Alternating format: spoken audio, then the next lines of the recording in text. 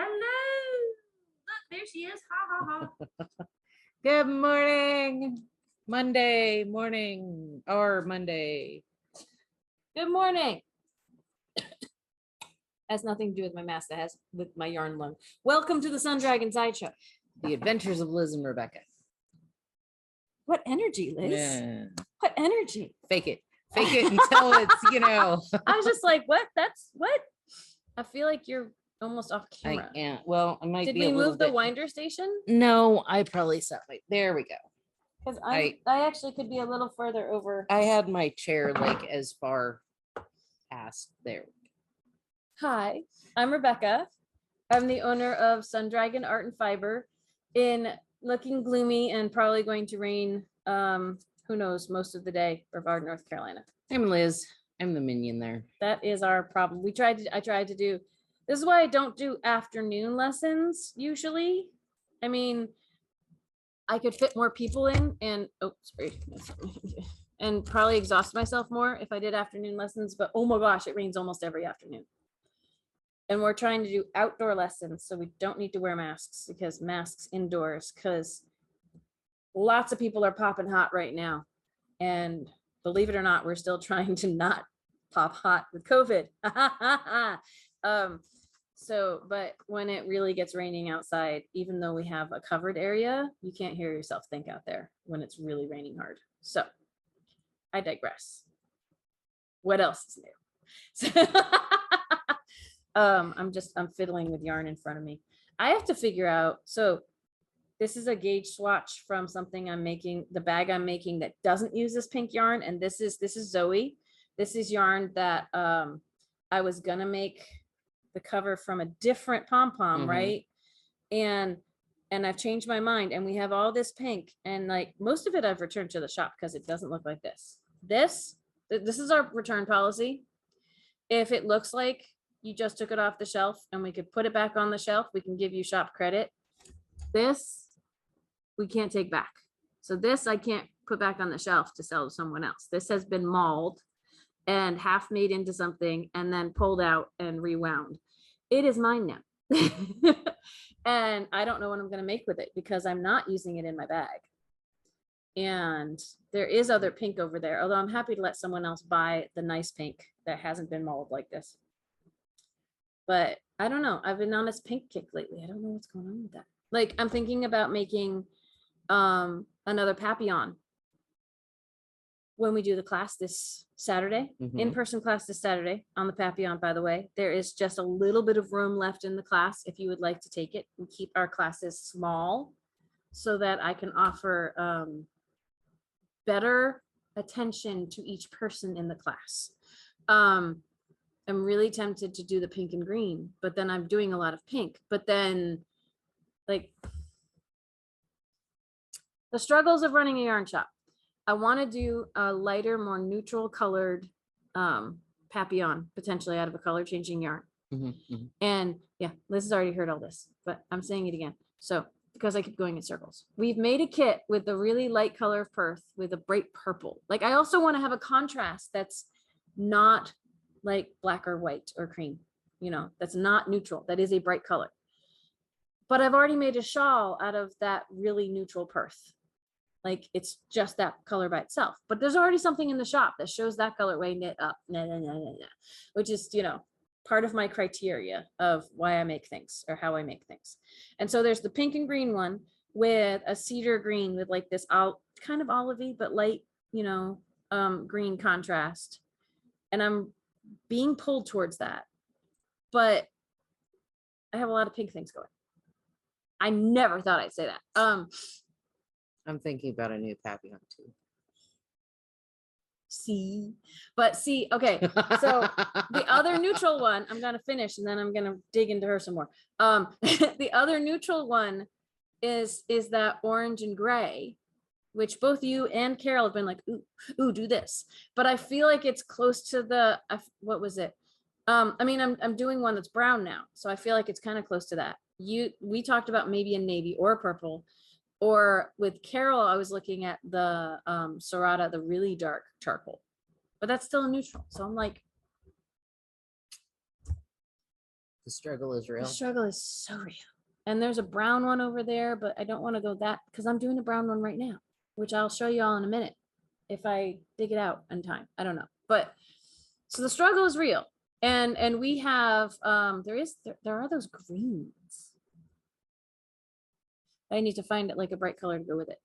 So we'll see. We'll see if I decide on something. I mean, I had plans to finish my Papillon, the one I'm currently making that's been in timeout for forever. I got back on it on a roll. I have too many projects going though, because I was like, I'll finish this one before I start a new one with the class. And let's be honest, I just finished section 21 out of 30 and they get longer. I'm not gonna finish. I mean, since we're talking about it so much, let me find it. I'm not gonna, like, you can speak to this, Liz. I'm not gonna finish this before Saturday. It is looking really cool though. And then I want to talk about that, but I want to show mine.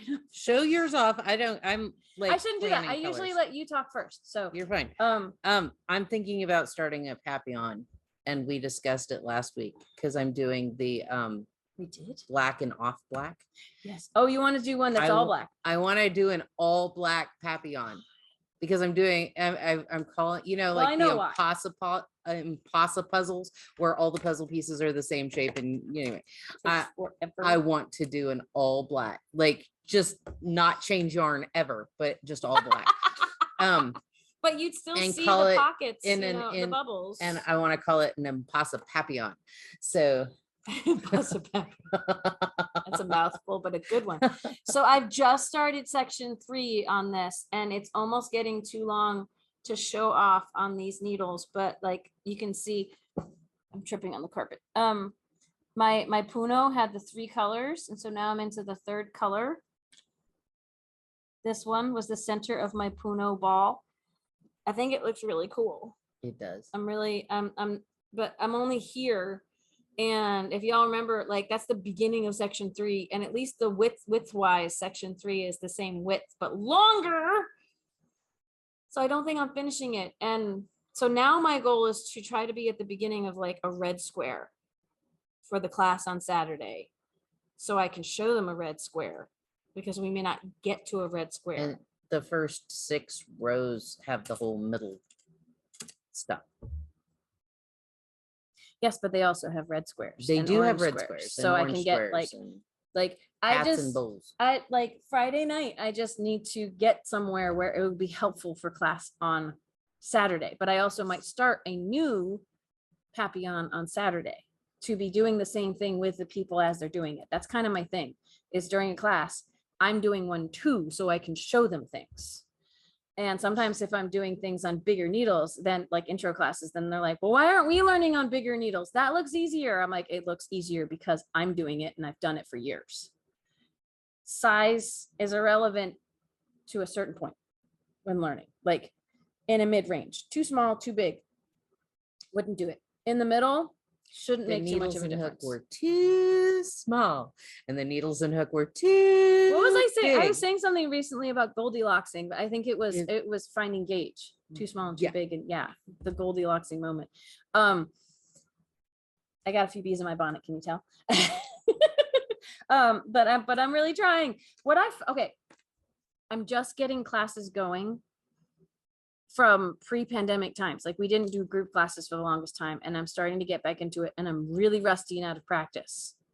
And I think it shows, but I also think everybody's minds have shifted during this pandemic where things we used to get through in an hour to an hour and a half to 2 hours, like we can't do anymore. I say we as a collective, like me as a teacher and my students, like things that used to come easily or used to just kind of like click without, between my teaching skill and people's absorption levels, it's not happening on the same level anymore. And so that's one of the reasons I've broken my classes down into sections, but I'm not even getting through what I think I should get through in the smaller section I've broken it into. And I'm not looking to blame anybody, but I'm really everybody's like, everybody's brains are scrambled. I mean, I And gave out my mother-in-law's phone number to somebody who was looking for the shop phone number. she just rattled it off and didn't realize she'd said something weird. It's the It was only weird. phone number I have memorized, like without thinking. Well, we did discuss that you didn't have the right prompt. There wasn't a right Like, prompt. Liz for- says the phone number multiple times a week on camera for y'all. But I didn't say like get in with the shop phone number. But the word 828-877-3550. but the Ooh, word shop I phone remember number it. but the word shop phone number was used, but I mean not in the same context. It like the cues weren't right. So like supposedly neither of us has had COVID, at least that we know of. We have a friend who was told lately that she had it, even though she thought she hadn't, because her her blood work showed it, and she was like, "What? Excuse me." So it's possible that at this point, all of us have had it, and we just don't know it. I don't think so. But even so, But just dealing with yeah, life. that's what I'm saying. Yeah. Yeah, is just and I could let Liz talk about this. I don't have to talk about everything all the time. it's better if you do. No. Maybe people want to hear what you have to say, Liz. Maybe she doesn't want that much responsibility. I don't know. No, but I find that either brain fog from long COVID or just COVID, or just dealing with life right now. Like that's what you're implying. Yeah. That's what you're talking about, is like, even if we haven't had COVID, like our brains are just stressed. There's been some studies For lots about of like reasons. how time changes depending on what your activities are. I think I can speak to that. Yes. And like we've been here nonstop for the last 3 years with like a couple of weeks off. So, you know, It doesn't show. no, at all. Oh, I'm so worn out. Yeah, but y'all already know that. So I'm working on that with my therapist. So we'll see. We'll see. I haven't noticed a change of you. No. Anyway. She's trying. She's lovely. She's really trying. So, okay. So this is something I did work on just a little so I could have a morning meditation to show off. These are the hats, right? This is the blue square is a hat. Mhm. Starts out wide and ends up narrow. And under that was a bowl. And then these other little bubbles. Like we have names for all of these. They are all squares in the instructions because you follow the box of that color for the instructions. So when people say, but it's not square, no, but the box around the instructions is quasi-square. Bless you. Thank you. I could sneeze into my sleeve, but I don't really have a sleeve, so I don't know. But I didn't snort that time, so That's a plus. that's a plus. Anyway, okay, so things I worked on all these little bits and pieces and really wanted to make progress on all of them, but also was overwhelmed and migrainey this weekend, which is normal. So unfortunately, but I'm working on that too. So You have to show off your sweater first because that's what I'm copying. I know that's I pulled this out to do this first. So I finally have started making the cover of the pom-pom, but I am using it's amazing how much using a different fiber. I mean, I think there's other reasons that things are going wonky right now, but especially like this was made out of linen and it's gorgeous. But first I decided, because we don't have a fingering weight, we have a sport weight linen in the shop, but our supply of it is so low, I really can't use it for this. And our colors wouldn't have gone together. But so Liz suggested fiber spates, and I think that's wonderful. And I'm using fiber spates, but it is a wool. It's an animal fiber. It's springy and spongy and behaves very differently than a plant fiber like linen. So getting gauge was this adventure. And then the motifs, to get the little center motifs the right size, I had to keep trying different hooks. And then the hook that works for the motif is giving me something that is like wobbling greatly around the outside edges in a way that I don't think will lie flat, even with blocking. So I did the motifs, like here's a little motif. Here's a little motif that is still not as big as the pattern, but might block that. That's the one thing. You can stretch wool with blocking a little bit more. So this is probably the right size blocked.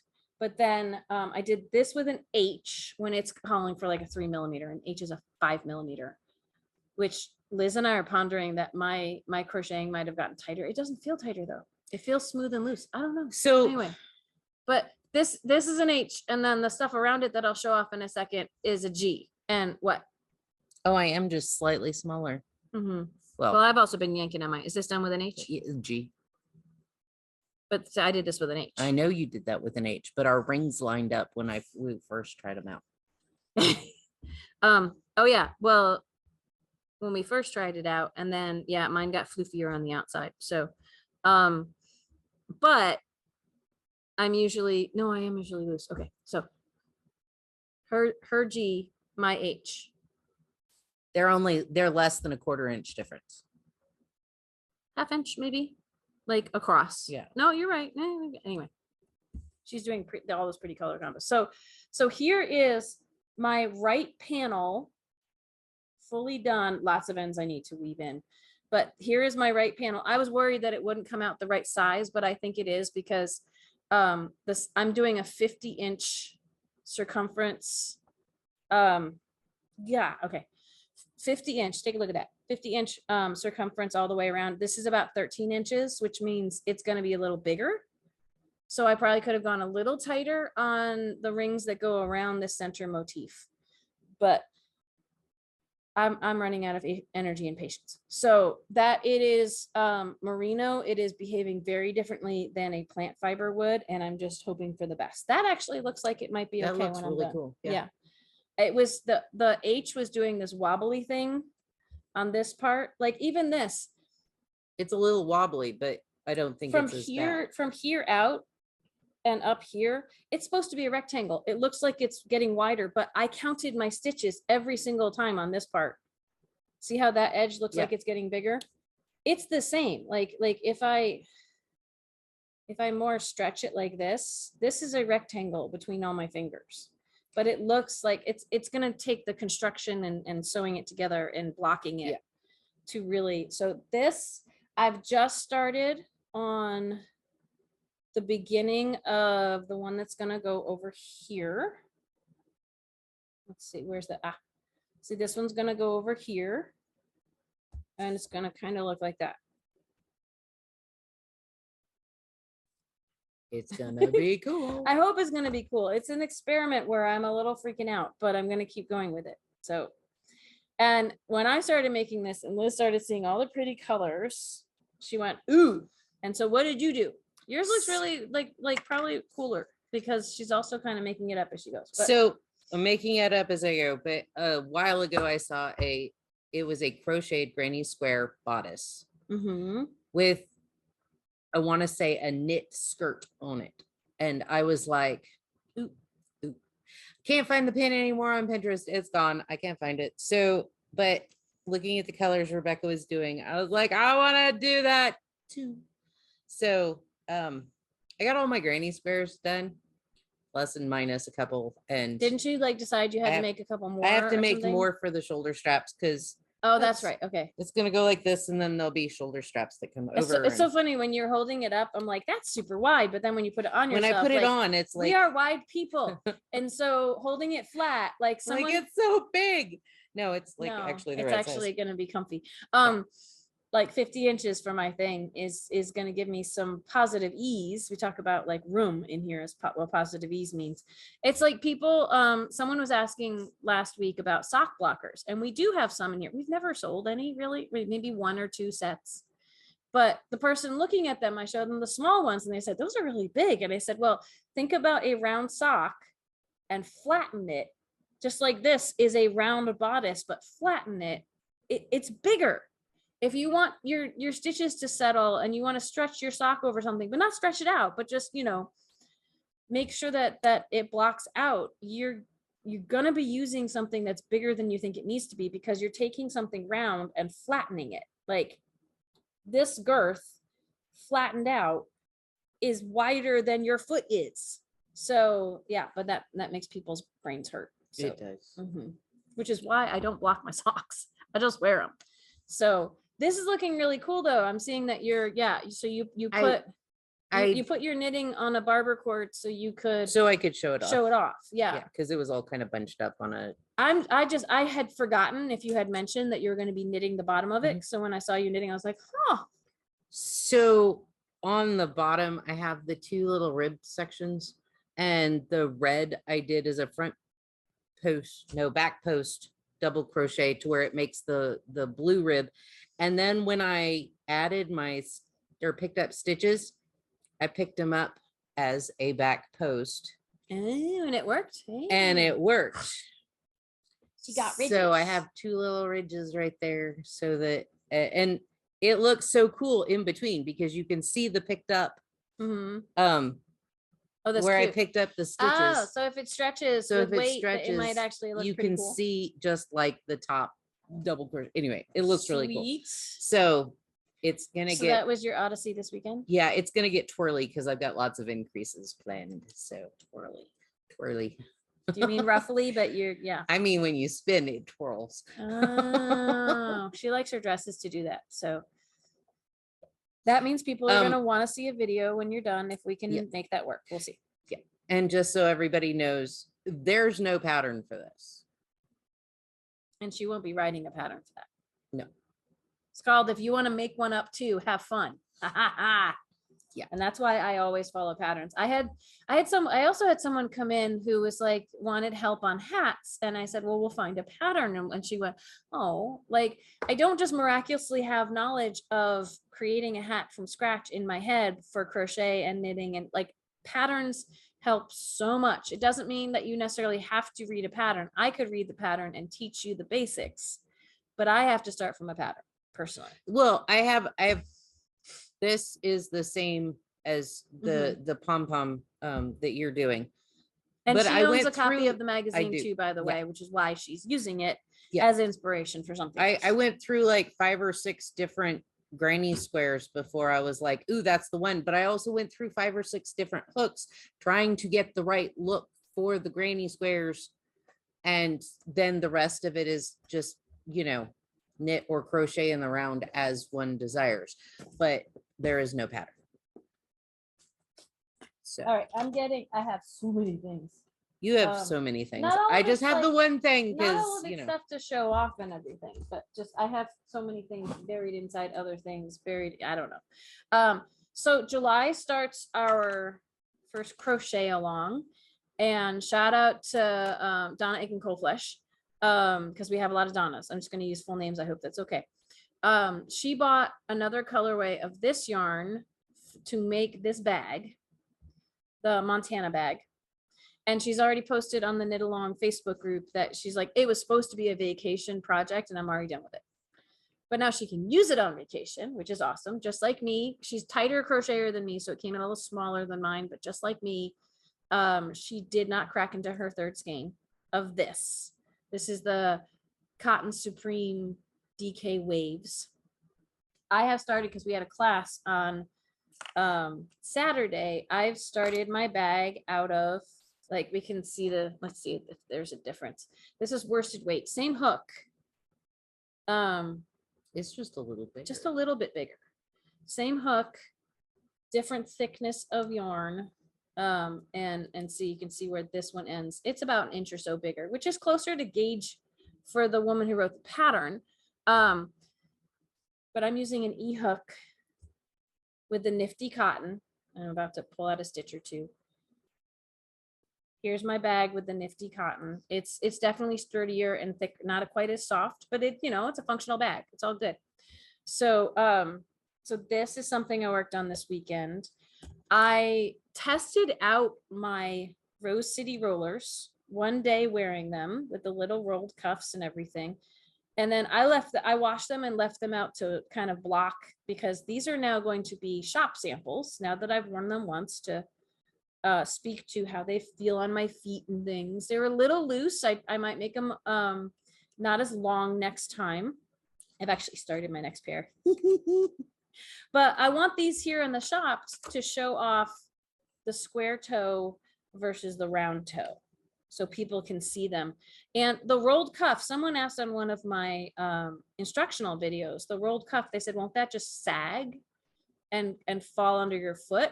I found it didn't necessarily do that. I mean, these did move around on my feet a little bit if I wasn't wearing shoes. If I was wearing shoes, they were fine.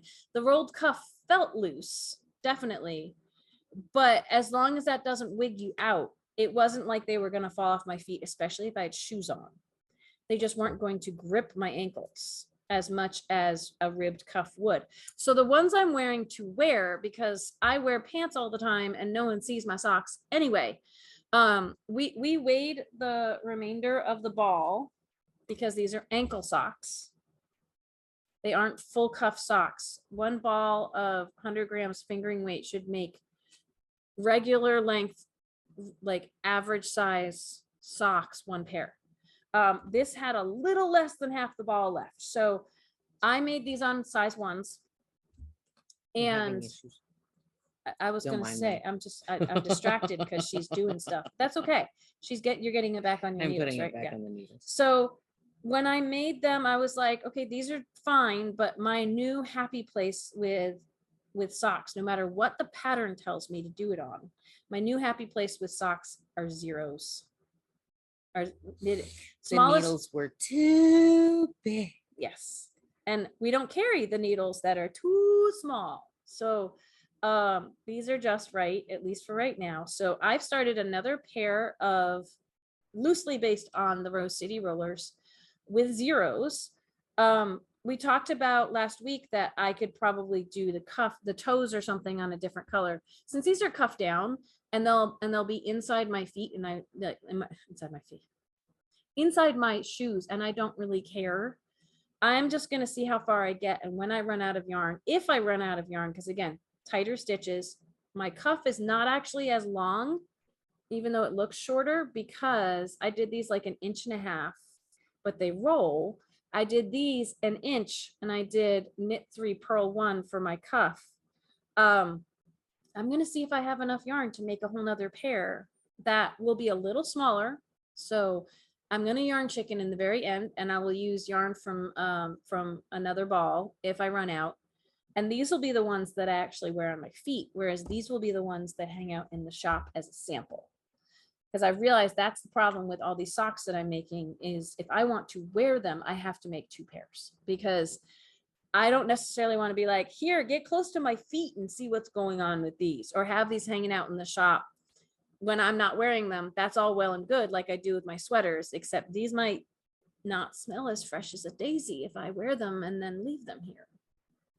So that was my dilemma this weekend, which is why I started new socks, which is why I didn't get as far on all the other things that I wanted to get to, because I started new socks. I actually, one thing that's really kind of interesting. Well, no, maybe not. Okay. I thought on these zeros, this carbon zeros, I wasn't getting as much laddering going on with my double points, but I think I wasn't, and now I am. So, yeah, I get a little bit of laddering between needles, and some of that blocks out with wear. So I dropped one on the floor. I'm going to grab that.